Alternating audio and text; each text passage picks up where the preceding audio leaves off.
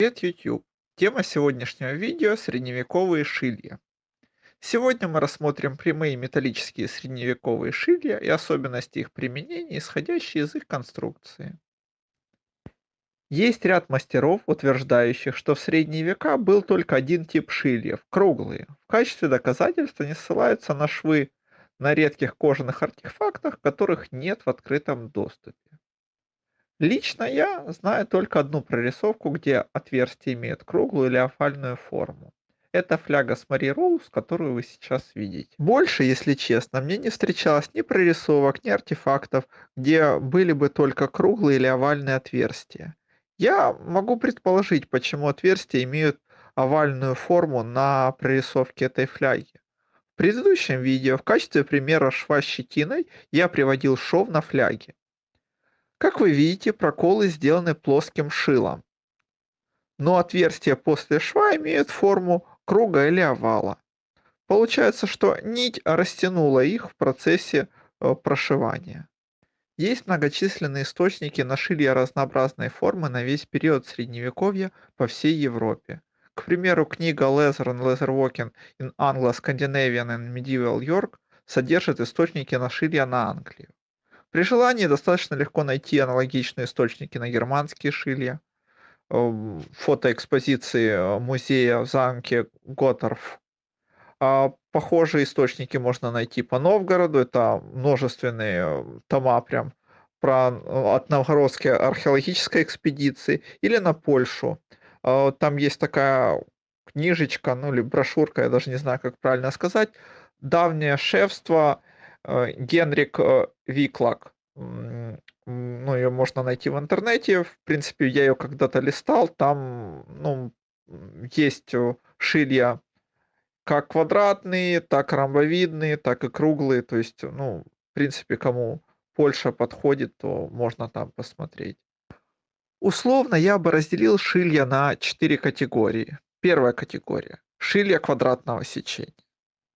Вторая категория — шилья с ромбовидным сечением или шилья в сечении, ну, с сечением в виде выпуклой линзы, также шилья с плоским острием.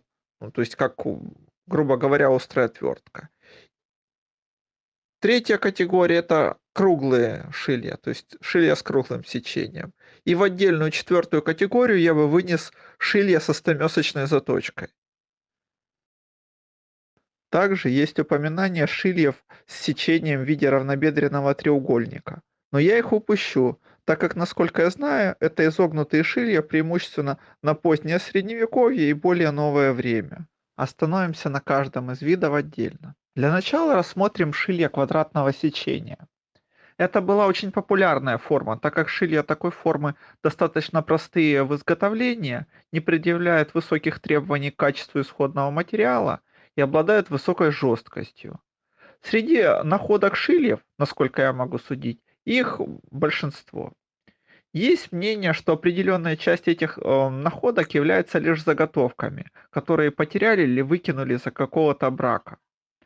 Тут судить не берусь, у меня недостаточно компетенции. Упоминаю об этом только чтобы вы знали, что есть и такое мнение. Шилья с квадратным сечением использовались не только в кожевенном деле, а еще, к примеру, в столярном деле, или как однозубая вилка. Таким шилом относительно легко сделать круглое отверстие в коже или просверлить его в дереве. Достаточно несколько раз провернуть в месте прокола. Но имеются и свои недостатки. Если делать проколы в коже, то отверстие, сделанным таким шилом, намного легче порвать, так как есть 4 прореза. И сделать такой шов водостойким тяжелее именно из этих прорезов. Нить не заполняет прокол полностью и образуются небольшие пустоты, как вы видите на картинке, по которым просачивается влага. К сожалению, я отказался от использования подобных шильев достаточно давно и не могу продемонстрировать вам это на живом примере. Следующими рассмотрим ромбовидные, овальные и плоские шилья, так как они очень близки как по технологии изготовления, так и по свойствам и форме отверстия от прокола. Такие шилья вторые по количеству находок. У них есть свои достоинства и недостатки. К достоинствам стоит отнести удобство прокола. Они прекрасно разрезают кожу благодаря удачной геометрии.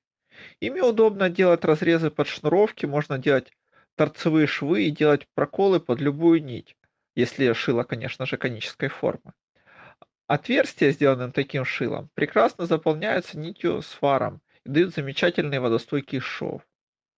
К недостаткам таких шильев стоит отнести плохую устойчивость к поперечным нагрузкам и, как следствие, определенные требования к навыкам кожевенника.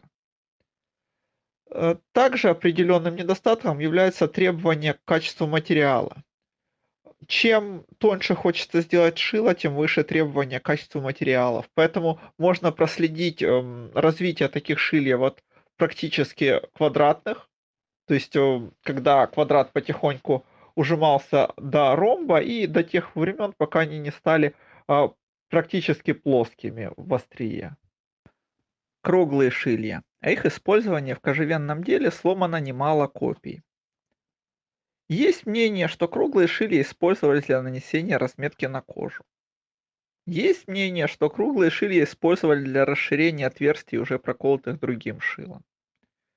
Встречается утверждение, что круглые шилья использовались для плетения из кожи, то есть ими затягивались стежки на кнутах там и прочих плетеных штуках.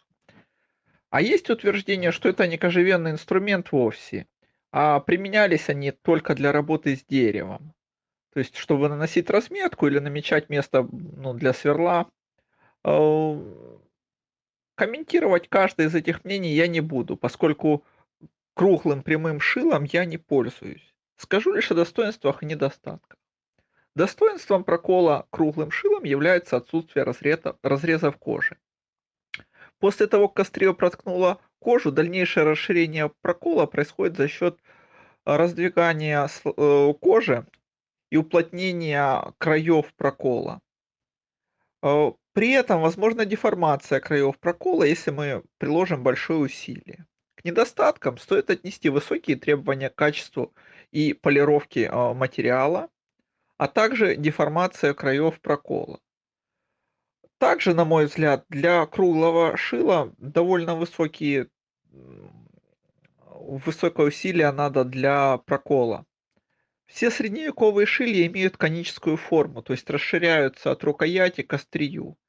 И круглые шилья, на мой взгляд, оказывают наибольшее сопротивление при такой форме острия. Теперь хотелось бы рассказать о шильях с стамесочной заточкой. О них я узнал в процессе подготовки к этому ролику на канале Company of the Staple. Ребята показали шилья, которые были заточены как стамесочка, то есть с одной стороны под 40-30 градусов. А, Как они утверждают, такую заточку могли иметь шилья любой формы. Это дает определенные свойства такому шилу. Если нам нужен торцевой шов сделать, то мы можем достаточно легко зайти в кожу и потом идти скользить параллельно поверхности кожи, имея намного меньше шансов вылезти на поверхность или через мездру наружу, чем с любым другим шилом. То есть, на мой взгляд, для именно торцевых швов такие шилья идеальны. Как бы судить об их историчности, я не могу, потому что большинство источников, которые до нас дошли по шильям, они довольно сильно корродированы. И имелась ли там площадочка, заточенная на острие или нет, судить очень сложно. Поэтому как бы я ставлю это как такой момент под вопросом. Были ли такие шилья или нет? Практическое применение их есть, да, хорошее и очень удобное. Лично для себя я использую вот такое вот ромбовидное шило.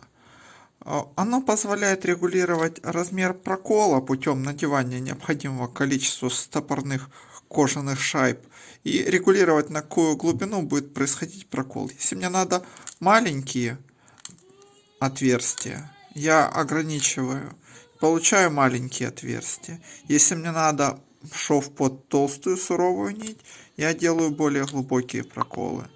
Получаю более большие отверстия. Если же мне надо шить шнуром, то я прокалываю на полную глубину и получаю замечательные прорезы под шнуровку. То есть вот. Благодарю за внимание. На этом сегодня все. Если вы в чем-то со мной не согласны, хотите что-то обсудить или задать вопрос, милости прошу в комментарии. Подписывайтесь, ставьте ваши лайки или дизлайки и до новых встреч.